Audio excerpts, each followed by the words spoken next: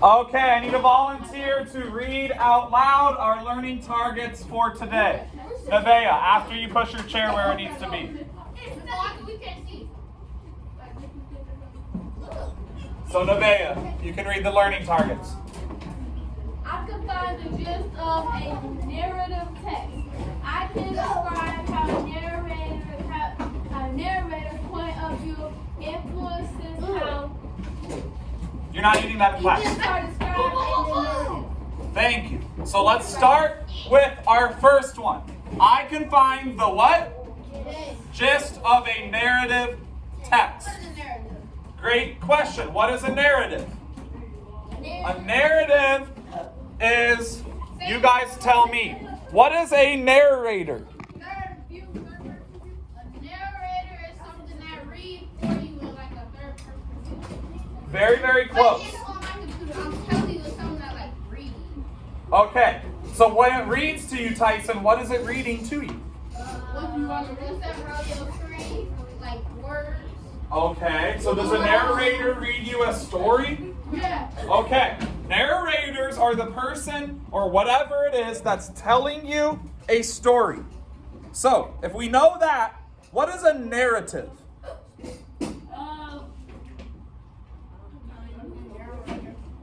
A narrator is someone who tells you a story. So what's a narrative?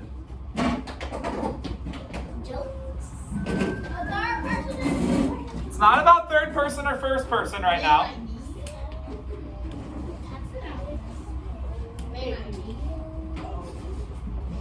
If a narrator tells you a story, the narrative is the story they are telling. So what is a narrative text, Cameron? What's a narrative text? I just said what a narrative is. If you were paying attention, you would have heard. What is a narrative text? Did you turn in your do now? So shut your laptop. Did you turn in your do nows? Shut them.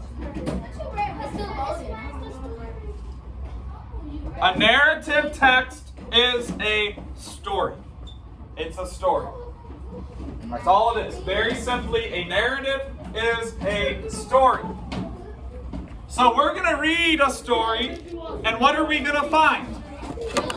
The gist. What do I mean by that, Kanaya? What do I mean when I say find the gist of a story? I'm asking Kanaya. The main idea. What is it mostly about? A quick description of what it's about. Face forward. So, we're going to read a narrative text. We're going to find the gist. And what else are we going to do? We're going to describe how a narrator's what? Point of view. What different points of views have we talked about today? First person, third person. Good, Lamar. We're going to describe how whatever point of view they write in does what? Influences how events and are described in a narrative. So if we write something in first person, Amira, it's going to be a little different of a description than if we wrote the same thing in a third person point of view.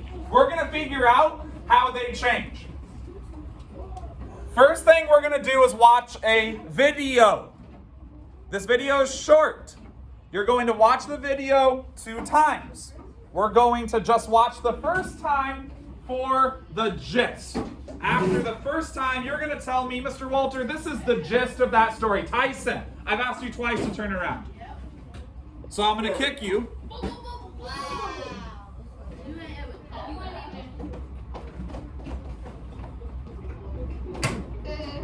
All right, here we go.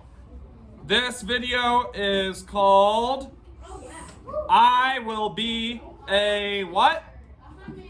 Do we know what a hummingbird is?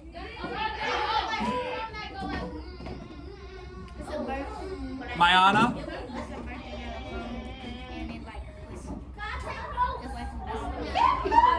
No, we don't need to take notes. We can have laptops closed, Kanaya.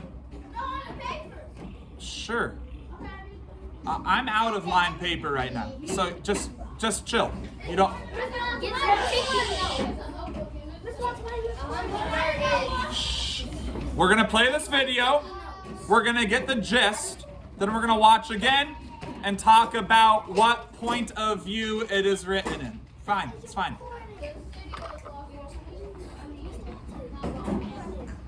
Yeah. Don't worry about it. Are we ready? Yes. Can you turn the light off? Naja, you want to turn the lights off? Yeah. Okay, Chase, turn the lights off, please.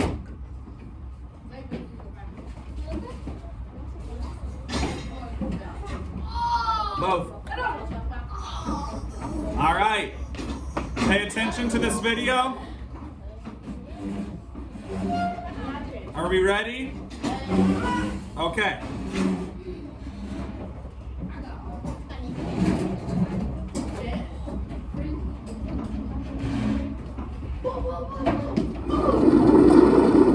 We are constantly being bombarded by problems that we face, and sometimes we can get completely overwhelmed. The story of the hummingbird is about this huge forest being consumed by a fire. All the animals in the forest come out and they are transfixed as they watch the forest burning, and they feel very overwhelmed, very powerless, except this little hummingbird. It says, I'm going to do something about the fire. And so it flies to the nearest stream, takes a drop of water, and puts it on the fire, and goes up and down, up and down, up and down, as fast as it can. In the meantime, all the other animals, much bigger animals, like the elephant with a big trunk, could bring much more water. They are standing there helpless, and they are saying to the hummingbird, what do you think you can do? You're too little. This fire is too big. Your wings are too little. And your beak so small, you can only bring a small drop of water at a time. But as they continue to discourage it, it turns to them without wasting any time and tells them, I'm doing the best I can. And that to me is what all of us should do. We should always feel like a hummingbird. I may feel insignificant, but I certainly don't want to be like the animals watching as the planet goes down the drain. I will be a hummingbird. I will do the best I can. Okay. Take 1 minute. Chase, turn around, talk to them. Anaje, talk to Keegan. You two, you three, you two, I'll talk to you. Talk about the gist of this video. Be prepared to share. 1 minute. Go. What is the gist of that video? The main idea. What's it about? What's it about?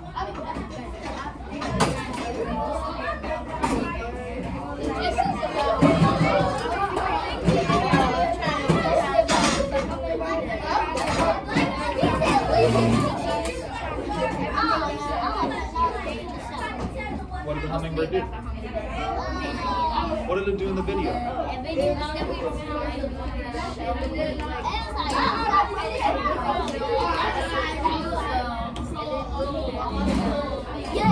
What about the fire?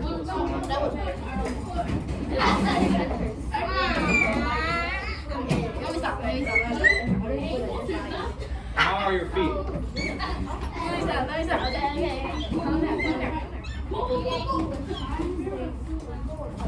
I would sound like a hummingbird. Okay, 1 minute is up. Sit down.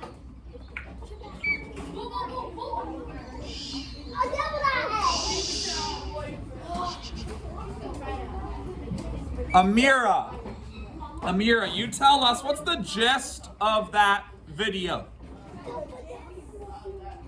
I shouldn't hear anyone but Amira.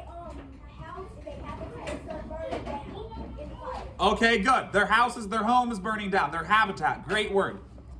That's it though. There's a little more. So somebody go off of what Amira said. Chase.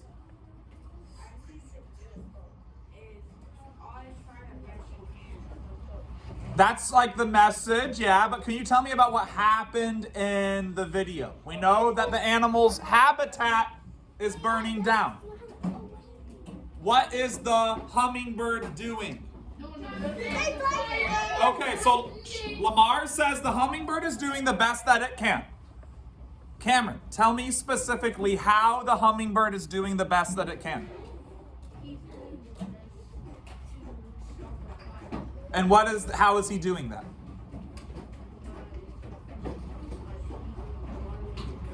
Yeah, now a hummingbird's tiny, right? Good answers, everybody. A hummingbird's tiny. Is it gonna be able to put out that whole fire?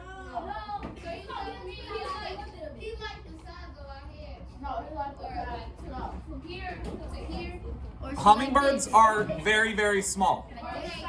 I'd say it's probably more like your fist. So now we know the gist. The gist is, who can put that whole gist into a sentence for me?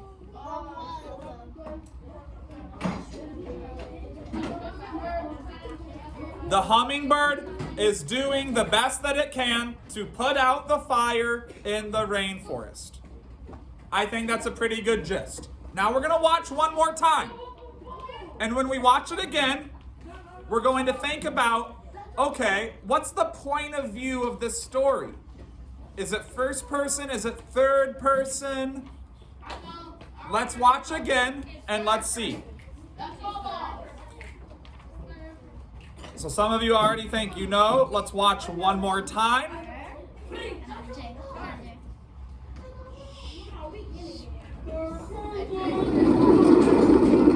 are constantly being bombarded by problems that we face, and sometimes we can get completely overwhelmed. The story of the hummingbird is about this huge forest being consumed by a fire. All the animals in the forest come out and they are transfixed as they watch the forest burning, and they feel very overwhelmed, Somewhere else where you can see better. powerless, except this little hummingbird. It says, I'm going to do something about the fire. And so it flies to the nearest stream, takes a drop of water, and puts it on the fire, and goes up and down, up and down, up and down, as fast as it can. In the meantime, all the other animals, much bigger animals like the elephant with a big trunk, could bring much more water. They are standing there helpless. And they're saying to the You're talking this whole video. "What Stop. do you think you can do? Stop. This fire is too big. Your wings are too little. And your beak so small, you can only bring a small drop of water at a time." But as they continue to discourage it, it turns to them without wasting any time and tells them, I'm doing the best I can. And that to me is what all of us should do. We should always feel like a hummingbird. I may be insignificant, but I certainly don't want to be like the animals watching as the planet goes down the drain. I will be a hummingbird. I will do the best I can. Chase, can you get the lights? I'm going to wait for Athena. Thank you for raising your hand. Tell us, what point of view is the story told in? And how do you know?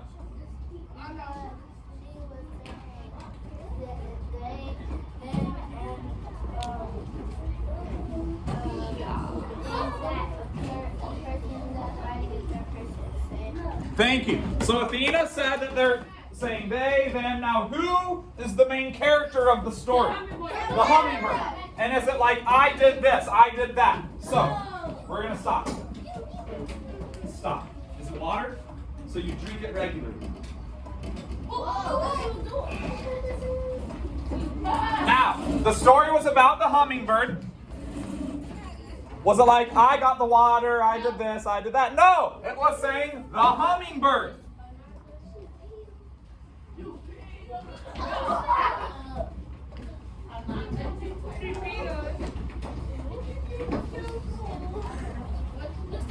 I'm going to kick you both. Stop talking. It wasn't Lamar, it was Tyson. Oh, so you go, oh, you right. Why not one? You like, oh, Tyson. So let's imagine, what if that story was told from the hummingbird's point of view? How would it have been different? Mayana. I tried, yeah, so we'd have different words like I did this, me, my. But maybe we could have gotten more information about how the hummingbird felt. Like, I was so tired. It was my 11th time going back and forth from water to the fire. I was exhausted. The other animals were making fun of me, saying I can't do this. That's maybe how the point of view could influence how events are described in a narrative. Now, this was third person, so we weren't inside the hummingbird's brain. It's the narrator that's telling us the story. There you go. So, it's not really as much about how the hummingbird feels, and so maybe a little bit more about what the hummingbird is doing. Alyssa, what did I just say? I was looking at my book. The book I just put on your desk? How did it fall again? We are dropping things too often. So we can see that the way the point of view is written affects how the story is told. So we're going to move on. You're going to go in your books to page, I believe, I have to check again. I believe it's page 56, but let me make sure. Page 56. Page 56. Page 56. Everyone should be opening their books to what? How do we say that in Chinese? Cameron, how do we say 56 Chinese?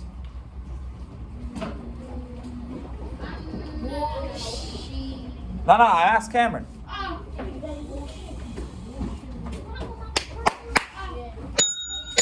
56. 5, 10, 6. 56. This story is called what? The Dreaming Tree. I am going to read this story out loud all the way through. You will be reading along silently. After we read this story, we're going to discuss it, what its point of view is, and then I'm going to read it, just the first few paragraphs again. We'll circle some parts of it that tell us what point of view it's in. Are we ready? Lamar's book isn't open, so we'll wait for Lamar. 56, Lamar. Your book should already have been opened by now.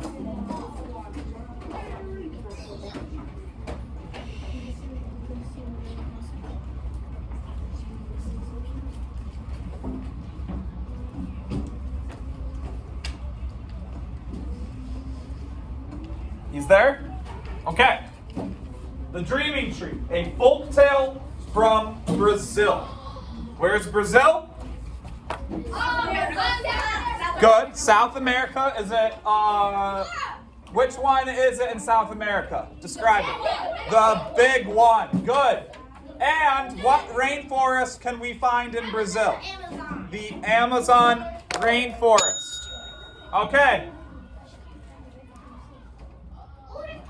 Interrupt me at your own risk. I'm in a points-taking mood.